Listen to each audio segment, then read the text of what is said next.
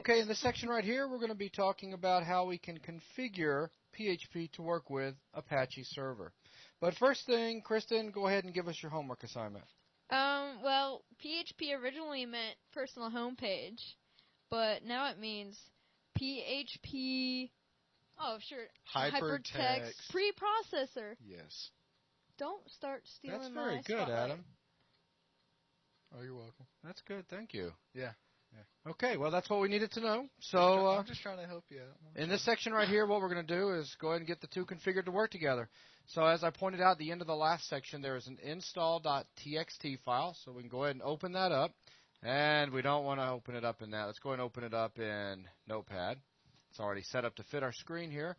And as I said in the last section, there's a bunch of really good information. But if you come and scroll down, let's see, installation windows, information, look for web server configuration, okay?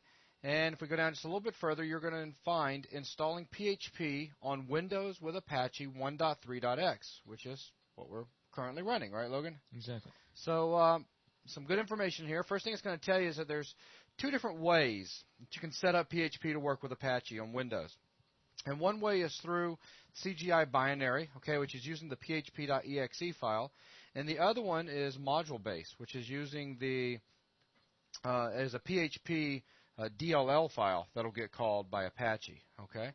And anything you want to add to that, Logan?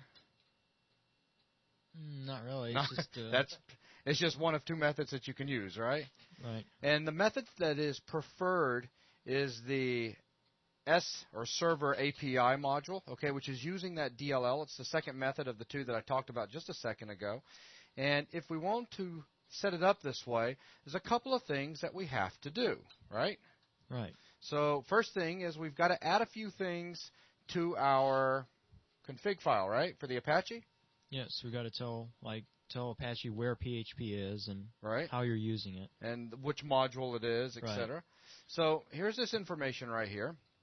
So we've got this, and we also have to copy the PHP engine or the DLL over to the Windows System 32 folder, right? Right, because that's where it's going to look for it. Absolutely. So let's see. What do you want to do first? It's up to you. I would just copy the DLL folder because we just gotten the files on our hard drive, so now we'll put them in the right place. So let's copy the PHP DLL over to the system folder. Okay, so right here, to do this, you should move the PHP 4ts.dll to the Windows System. That's, of course, if you're running Windows 9X or ME, or over to the WinNT System 32, which is what we're doing because we are running 2000.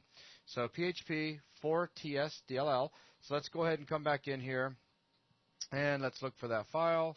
And there it is right there. So I'll go ahead, right-click. We'll copy it, and I will come over to my, I know this is off screen. That's okay. I'm digging down to my Windows NT. Now we'll go ahead and pull this down now. Just didn't want to show you guys all my folder structure and all my files and all that good stuff. And we're looking for System 32, and there it is. And so we'll just paste the file in here like the instructions say. And just overwrite if there's any older PHP 4ts.dll files that may exist. So that's all we want to do there. Now the next thing we want to do is go ahead and we'll open that install file back up. We want to go ahead and add these lines right here into our config file for Apache. So I'll just simply highlight them and we'll copy. And I still have the httpd.config file open. And if you don't remember where that is, remember you can just go up under Program Files, Apache Group, Apache, and Config, and there you go. And there are definitely different places in here where you can add each of the three lines. But, you know, for speed, we're just going to jump on down here to the bottom and simply paste those three lines in there. That won't cause any problems, will it, Logan? No, that'll work just fine. If you want to spend time and find the exact lines for each of those to keep the file looking a little cleaner, you can, but this will work just fine. The way it's organized is just for readability. You can put the lines anywhere you want, and it'll still read it in fine. And the only thing we really need to change on these lines is this C drive right here, because we didn't unzip everything to C drive. We actually unzipped it to K drive, right? Right. So we'll just go ahead and change that over to a K. And remember how we renamed the PHP, blah, blah, blah, the big long name that the folder was originally created as. We named it to just simply PHP. So all of this is good, right? Right. So let's go ahead and save this. Now, to actually see this work, what do we need to do? Restart the server. Apache. Restart the server. So we'll go ahead and restart it again. There it goes. Now we can write a simple little PHP file to verify that this is working. Okay. I mean, obviously, you've put PHP on your system. You want to make sure that it works, right? Right. You've configured it and everything. So to do this, let's go ahead and just close this out here. I'm going to come over here, open up Notepad, and I'm writing another, basically it's going to be like a HTML page, except this time instead of having an HTML or HTML extension at the end, it's going to have a .php extension. And I'm just going to use a little, so we'll just use that, and we're going to say PHP info, and let's go ahead and throw Terminator in here as well. And we're going to get into talking about functions and the things that are built into PHP shortly. But this is all I want at the moment. So we'll go ahead and do a file, save as. And let's go ahead. We're still up under our K drive. Let's go ahead and jump up under the web root. And we'll save this as, we can save it anything we want. Let's just call it test.php. Okay. And we'll hit save. Close this out. Let's go ahead and open our browser back up. And let's just move this on up here. And let's go to localhost/test.php. And if you have done everything right and everything is configured right, you will get this page as opposed to what I just wrote a second ago. That PHP info function that we just called, now don't, just relax when I say function. I know for those of you out there that aren't programmers and you're going to be thinking, function, what's he talking about? We'll get to that shortly.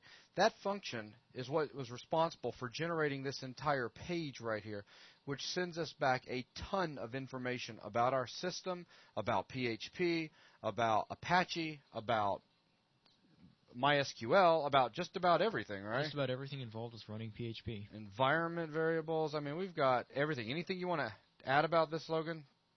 Other than this is the quickest way of determining if you've got it configured properly?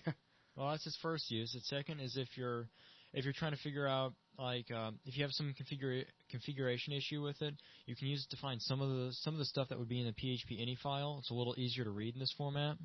Also, you can get certain variables. We'll talk about those later, but certain settings that you may need. Useful information. Absolutely. Like the machine's address that it's running on, maybe the browser, the user that called your page. You can use this to find like what their IP address was.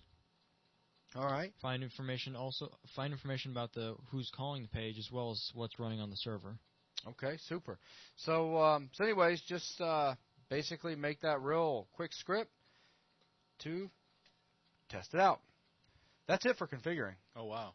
I mean, is that really that hard? Oh, man, that's actually not pretty hard easy. at all. Basically, all I did was I copied a file, the PHP engine, if you will, the DLL, over to my WinNT System32 folder. Then I went into my HTTPD .config file, and I added those 3 lines, and I told it where it could find my PHP folder at, which in my case is on K drive up under PHP. Okay. Then I restarted the server, and then I wrote a real quick script, which let's take a look at that one last time. Go ahead and come in here, again, back up under the web root, and here it is, test.php, and I'll just open it up in Notepad. It was simply start of a script, call the function PHP info into script, and then we named the actual file test.php. The important thing is that we actually named it with .php at the end, so that when we opened our browser and we said, give us this file, the browser said, oh, this file has a .php extension on the end, and it's going to pass PHP stuff off over to the parser and let the PHP engine do everything for us, okay, which gave us that page back. All right. So that's all that's involved in getting PHP running with Apache. Wow. All right, that's it. Thanks.